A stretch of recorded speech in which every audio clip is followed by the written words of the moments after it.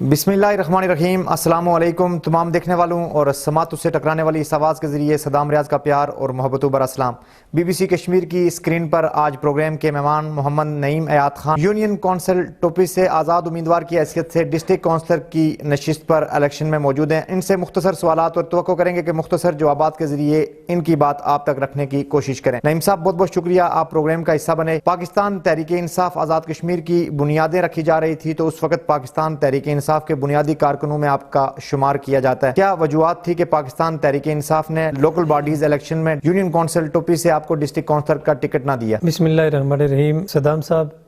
मैं सबसे पहले आपका और आपकी पूरी टीम का शुक्रिया अदा करूंगा कि आपने मुझे यहाँ पे मदऊ किया और हमें ये मौका फराहम किया कि मैं अपना मौक़िफ़ आपके सामने और लोगों के सामने रख सकूं। जिस तरह आपने ये सवाल था कि टिकट क्यों नहीं मिल सका, इसका जवाब तो यहाँ पे जो पार्लिमानी बोर्ड था और जो बाकी पाकिस्तान तहरीक इंसाफ की जो क़यादत है वो दे सकती है। इसमें जिस तरह आपने बताया कि पाकिस्तान तहरीक इंसाफ की जो यहाँ पे जब बुनियाद रखी गई थी, उन बुनियाद रखने वालों में से एक मैं हूँ और इसी तरह बहुत सारे लोग हमारे साथ मौजूद थे। अब आपको बताता चलूँ कि हमने इस जमात के लिए अपने हर किस्म की जो कुर्बानी है हमने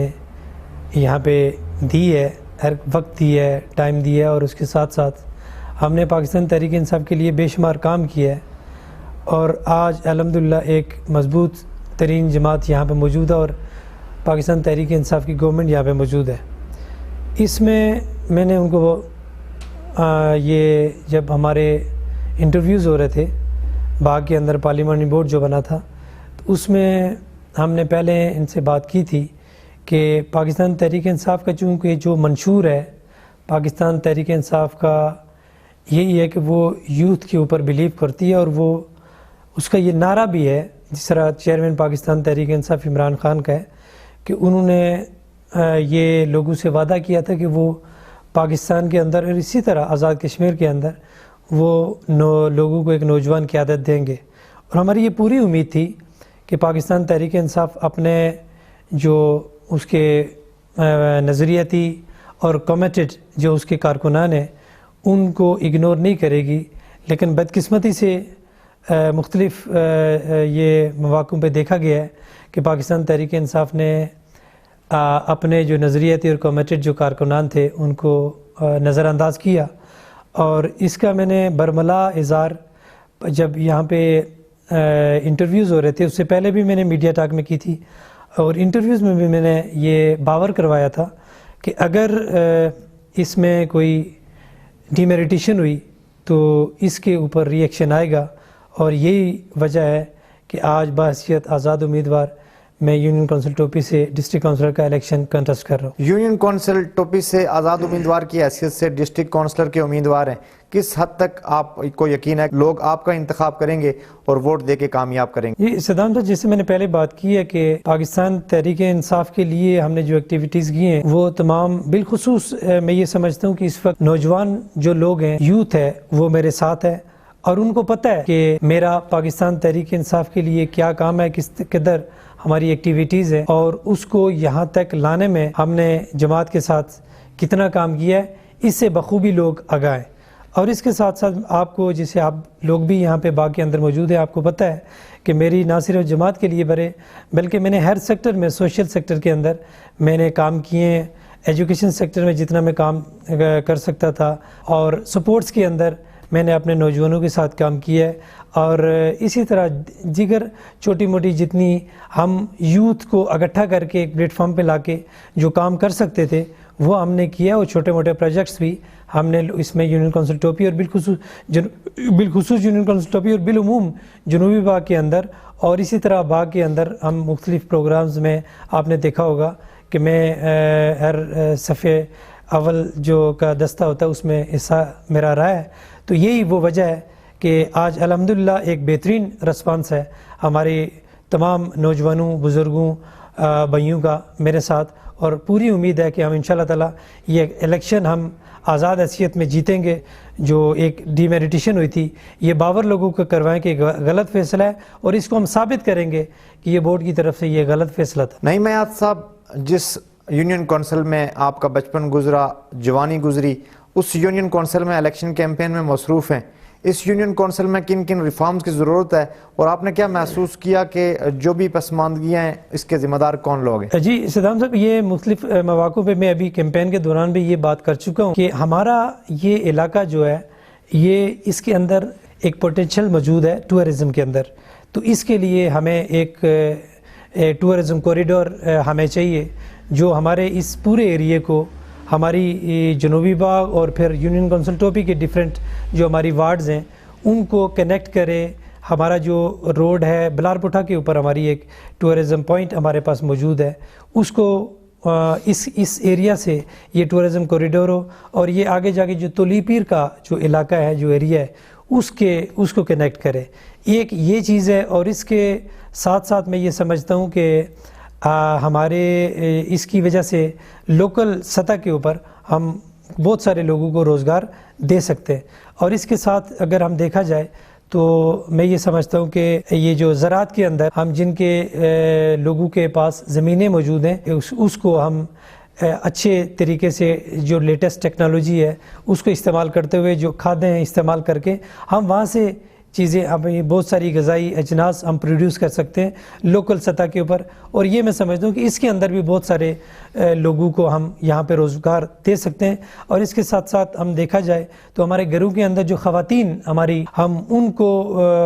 اچھے ٹریننگ دے کے یہ جو سلائی کڑھائی کا کام یا دستکاری کا کام ہے اس کے اندر ہم ان کو یوٹیلائز کر سکتے ہیں۔ اس سے ایک تو ان کا ارننگ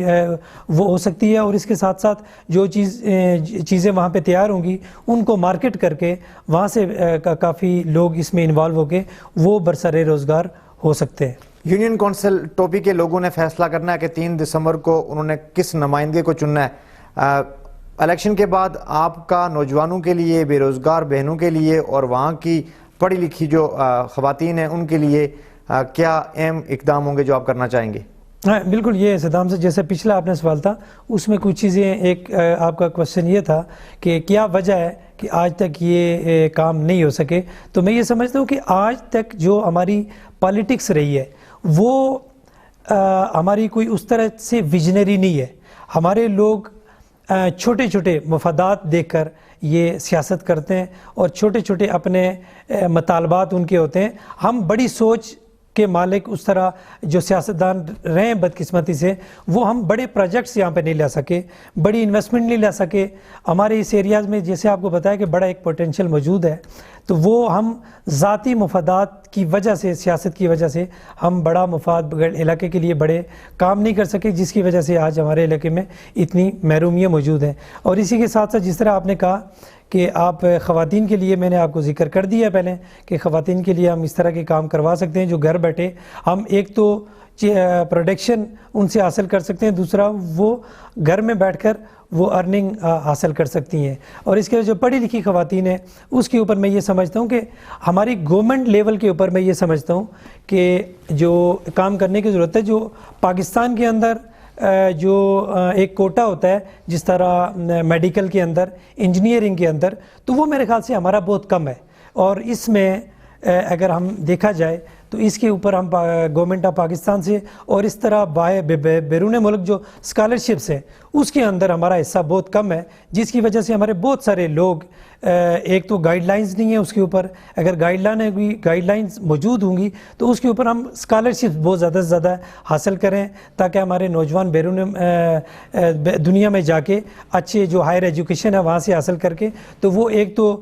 بینیفیشری ہوں گے علاقے کے لیے، اور جو وہاں پہ لے جا کے اچھی تعلیم حاصل کر کے جب وہ اچھی کوئی سیٹلمنٹ ہوگی ان کی، تو میرے خیال سے اس سے ایک تو قوت جو خرید ہے لوگوں کی بڑھتی ہے، وہ اگر یہاں پہ استعمال ہوتی ہے تو اس سے بے شمار روزگار کے مواقع یہاں پہ پیدا ہوتے ہیں۔ تو ان چیزوں کے اوپر ہمیں کام کرنے کے، ایک تو گورنمنٹ لیول کے اوپر کرنے کی ضرورت ہے، اور اسی طرح لوکل لیول کے اوپر جو میں نے چیزیں ڈسکس کی ہیں اس کے اوپر ہمیں کام کرنے کی ضرورت ہے تاکہ ہم ایک تو لوکل سطح کے اوپر لوگوں کو روزگار دے سکیں، اور دوسرا انٹرنیشنلی اور اس طرح پاکستان کے اندر جو سیٹس ہوتی ہیں میڈیکل کے، انجینئرنگ کے اور دیگر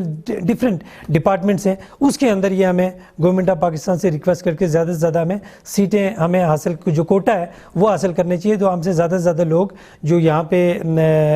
اچھی وہ نمبرات لے کے آگے جاتے ہیں تو ان کو مواقع ملے. 3 دسمبر کو ہونے والے انتخابات میں پاکستان پیپلز پارٹی کے امیدوار سردار سلطان محمد,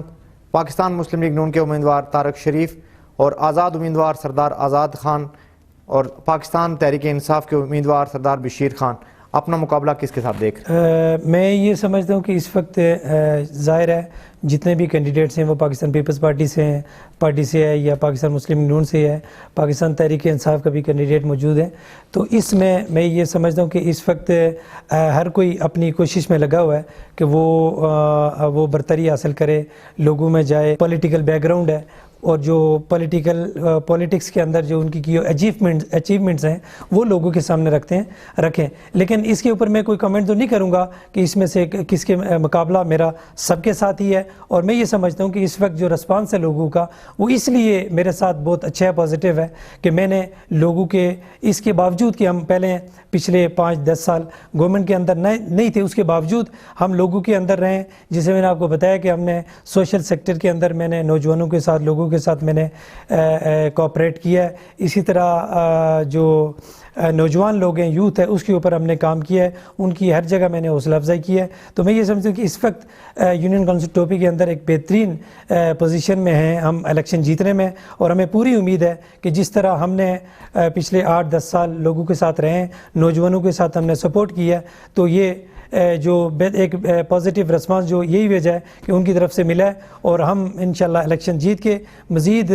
جو کام ہیں ہمارے علاقے میں جو کام رہتے ہیں ان کو ہم کرنے کی ضرور پوری کرنے کی کوشش کریں. نعیم ایاز صاحب, مختصر اگر بتائیے گا کہ پاکستان مسلم لیگ نون کا دور اقتدار 2016 سے 2021 یونین کونسل ٹوپی کے لیے کیسا رہا, تو اگر مختصر آپ بتانا چاہیں تو کس طرح بتائیں گے؟ تو اس میں دیکھیں پیچھے جتنے بھی ادوار رہے ہیں وہ پاکستان پیپلز پارٹی کا بھی رہے, مسلم لیگ نون کا بھی رہے. تو آج جس طرح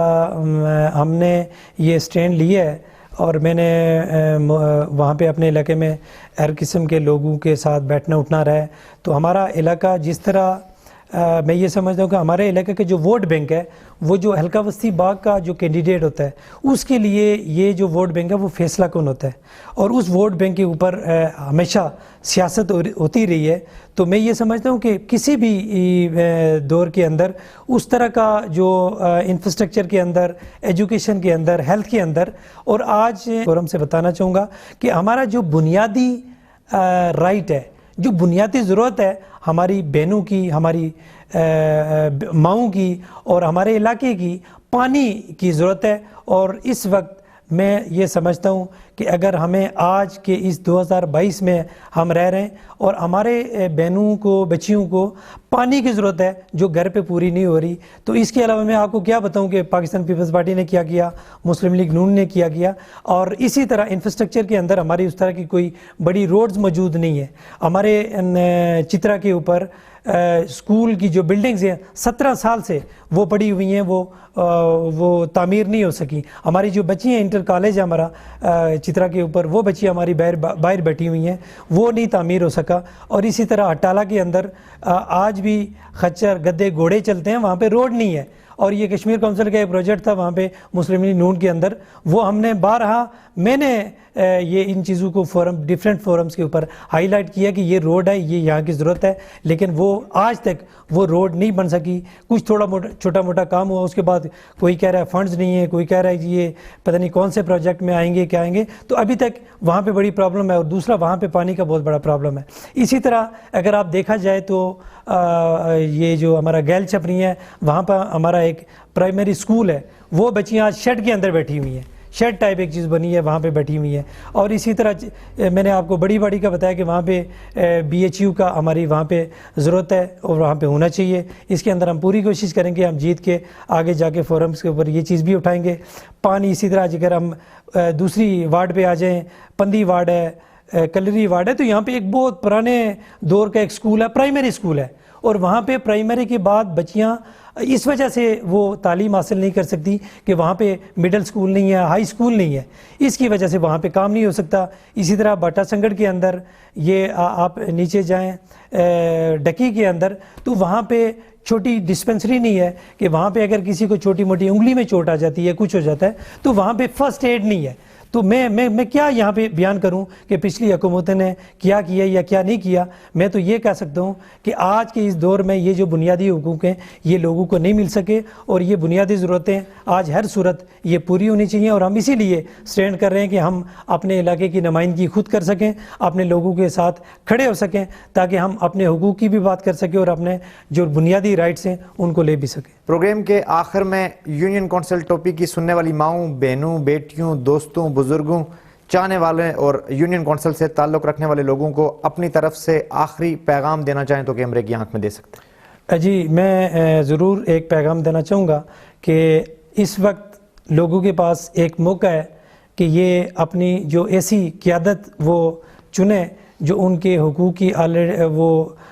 بات کر سکے، ان کی اچھی نمائندگی کر سکتے، اور اس وقت آپ کے پاس جو لوگ اس طرح کی باتیں کر رہے ہیں، آپ کے ضمیر خریدنے کی کوشش کر رہے ہیں، یا وہ یہ سمجھتے ہیں کہ ہمارے اس علاقے کے لوگ فار سیل ہیں یا ہماری یوتھ فار سیل ہے، تو میں یہ سمجھتا ہوں کہ اس طرح کے ہمارے لوگ بڑے باغیرت ہیں، باہمت ہیں، وہ یہ سمجھتے ہیں کہ ہمارے حقوق کی بات کون اچھی کر سکتا ہے، ہمارے مسائل کون حل کر سکتا ہے۔ تو میں یہ لوگوں کو یہ ضرور یہ کہوں گا کہ آپ نے بڑی سمجھ بوجھ سے، آپ نے سوچ سمجھ کر اپنے علاقے کی جو نمائندگی ہے اس کا انتخاب کرنا ہے، تاکہ آنے والے وقت میں آپ کی یہ جو پچھلے ادوار میں یہ جو محرومیاں ہیں ان کو جو آپ کی جو قیادت ایسی چنیں جو آپ کے اس علاقے کی یہ محرومیاں ہیں، وہ ایجوکیشن کے اندر ہے، وہ ہیلتھ کے اندر ہے، یا وہ انفراسٹرکچر کے اندر ہے، یا وہ روزگار کے حوالے سے ہے، تو آپ یہ انتخاب بڑا سوچ سمجھ کے کریں۔ لوگ آپ کے پاس آج بولیاں لگانے بڑے آئیں گے، لیکن آپ کو اس وقت یہ چھوٹی موٹی لالچ دے کر یہ 5 سال آپ کو یہ لوٹتے رہیں گے، یہ آپ کو آپ کے حقوق کے اوپر ڈاکہ ڈالیں گے جس طرح اس سے پہلے ڈالتے رہے۔ تو میں یہ آپ سے یہ ریکویسٹ کروں گا کہ آپ انتخاب بڑی سوچ سمجھ کے کریں تاکہ آپ کے جو مسائل ہیں یہ آپ کی دہلیز پر حل ہو سکے۔ میرا انتخابی نشان جنگی طیارہ ہے، اس کو یاد رکھیں، اور اپنے جو حق رائے دی ہے اس کو استعمال کرتے وقت اس کو ضرور یاد۔ یونین کونسل ٹوپی سے آزاد امیدوار برائے ڈسٹرکٹ کونسلر محمد نعیم ایاد خان کی گفتگو آپ نے سنی۔ آپ اس گفتگو کو کس اینگل سے دیکھتے ہیں کمنٹ سیکشن میں تہذیب و تمدن کے دائرے میں رہتے ہوئے اپنی رائے کا اظہار ضرور کیجیے گا۔ زندگی نے وفا کی اور سانسوں نے ساتھ دیا، تو اگلے پروگرام میں BBC کشمیر کی اسکرین پر پھر کسی سیاسی یا سماجی شخصیت کے ساتھ آپ سے ملاقات ہوگی۔ نیک دعاؤں میں یاد رکھیے گا۔ اللہ نگہبان۔